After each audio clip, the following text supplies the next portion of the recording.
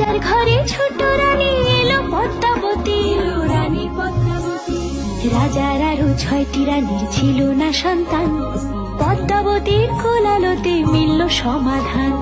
বছর যেতে জন্ম নিল 7 ছেলে 1 মেয়ে, হয় খুশির আকাশ হঠাৎ কালো মেঘে গেল ছেয়ে।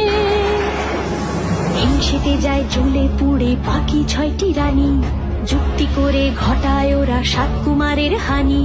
সুযোগ মতো 7 ছেলেকে মাটিতে দেয় পুঁতে, বাঁচে একা পারুল, ওরা পায় না তাকে ছুতে। ধাইমা বাজায় সেই মেয়েকে বড় করে তোলে, 7 ভাইকে পায় যে পারুল 7টে চাপা ফুলে। এত কিছুর পরেও রাজার বিপদ যে কাটে না, সূর্য নগরে সুখের সূর্য আর ওঠে না। হিংসা বিবাদ বিচ্ছেদ আর প্রেমের কাহিনীতে পারুল বোন কি পারবে 7 ভাই চম্পাকে জাগাতে।